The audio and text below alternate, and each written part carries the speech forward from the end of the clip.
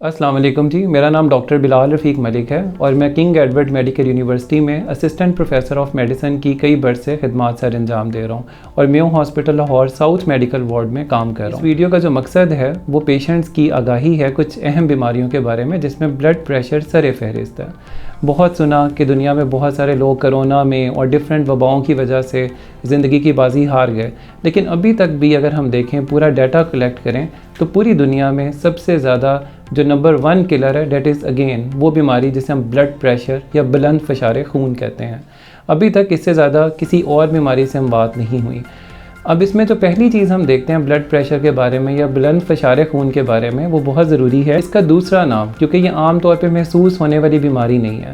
जब किसी फ़र्द को नया ब्लड प्रेशर का मसला होता है तो कुछ अरसे के लिए उसको इसकी कुछ अलामात, जिसमें सर दर्द होना या बेचैनी महसूस होना होती हैं, लेकिन वक्त गुजरने के साथ साथ वो इन तमाम अलामात के आदी हो जाते हैं और उसके बाद उनको ये अलामात महसूस होनी ख़त्म हो जाती हैं, जिसकी वजह से ये आम तौर पे हम इसका दूसरा नाम जो लिख के हमने आउटडोर डिपार्टमेंट में भी, मेयो हॉस्पिटल में भी लिख के लगाया हुआ है, ब्लड प्रेशर एक खामोश कातिल या साइलेंट किलर है, ताकि हम अपने लोगों को इसके बारे में आगाही दे सकें कि आपने ख़ुद इसको चेक करना है, या आपको बताएगा नहीं कि मुझे चेक करें। कि आम तौर पे एरिया वाइज या दुनिया में जिस तरह से हम कॉकेशियंस पॉपुलेशन है, ये ब्लड प्रेशर की शरह मुख्तलिफ़ पॉपुलेशंस में फ़र्क है।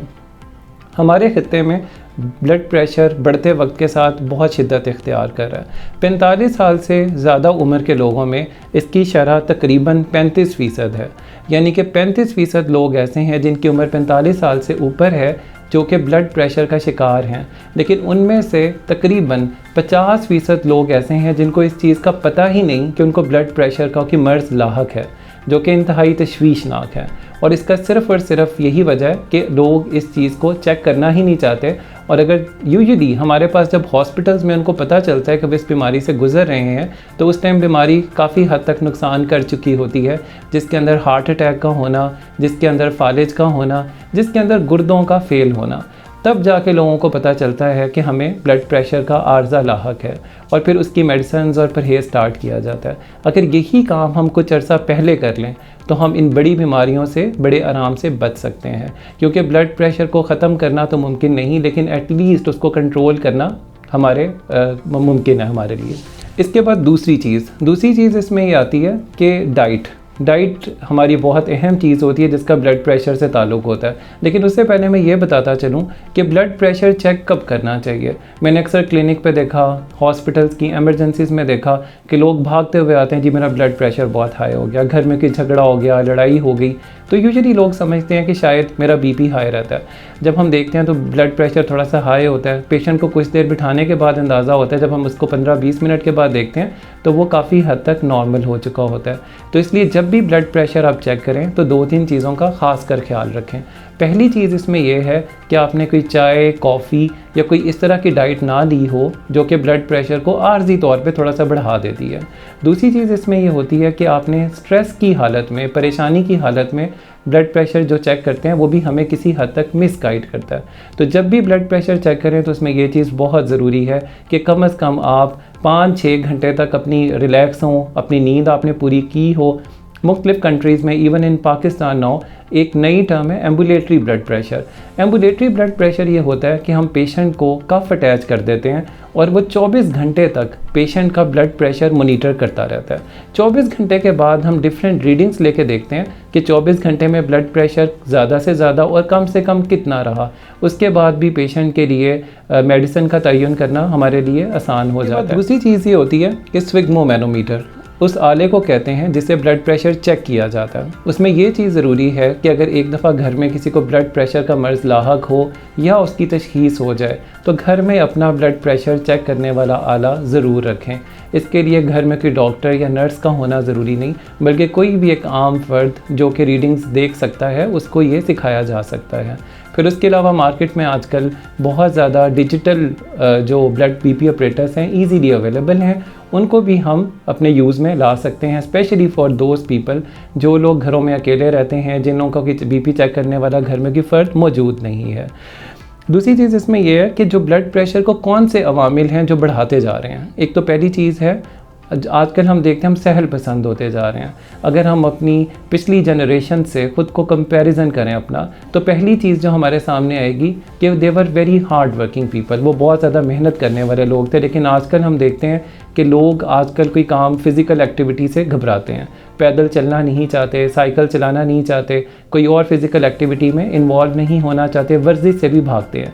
तो एक तो पहली चीज़ ये है कि ये तमाम अवामिल। फिर दूसरी चीज़, हमारे खित्ते में खाने पीने का परहेज़ लोग बहुत कम करते हैं। अक्सर देखा जाता है शादियों में, ब्याहों में, फिर ये बर्थडे सेरेमनीज़ में किस तरह से लोगों का खाना पीना होता है। जो खाने पीने की डिशेज़ होती हैं, इवन आप घर में देख लें, हम अगर आपने घर में दाल बनाई है, उसके अंदर आप ऊपर से तड़का लगाते हैं, हैवी किस्म का ऑयल यूज़ करते हैं, पराठे का इस्तेमाल, फिर कार्बोहाइड्रेट का इस्तेमाल बहुत ज़्यादा है हमारे इस खत्ते में, जिसकी वजह से ये सारी चीज़ें हो रही होती हैं।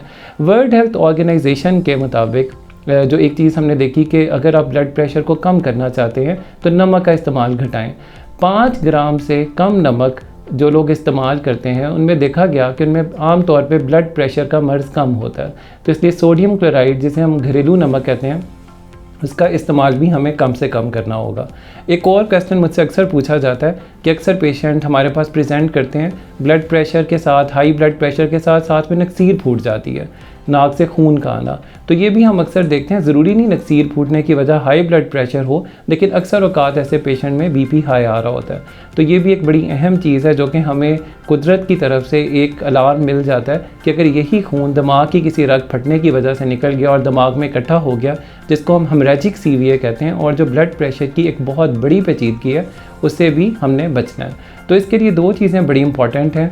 पहली चीज़ तो ये कि अपना तर्ज़ ज़िंदगी बेहतर करें, वॉक करें, एक्सरसाइज करें, अपनी खुराक को इस तरह से लें कि उसके अंदर चिकनाई का जो शरह है और उसके अंदर नमक का इस्तेमाल कम से कम करें।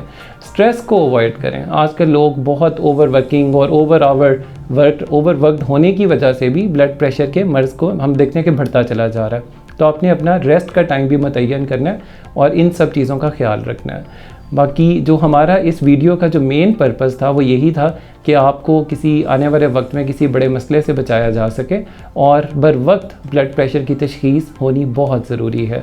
मेरे ख्याल में इस वीडियो के बाद सबको रियलाइज़ हो जाना चाहिए कि ब्लड प्रेशर एक नॉर्मल बंदे को भी, जिसकी उम्र 45 साल से ऊपर है, उसको लाजमी, और उससे कम लोगों में भी, क्योंकि उससे यंग एज हाइपरटेंशन जो कि 45 साल से कम लोगों में होती है, उन लोगों में भी अक्सर औकात ब्लड प्रेशर की पेचीदगियाँ देखने में आ रही हैं, लेकिन उसकी शरह भले कम है, लेकिन फिर भी पहले वक्तों से बढ़ती चली जा रही है। Thank you very much.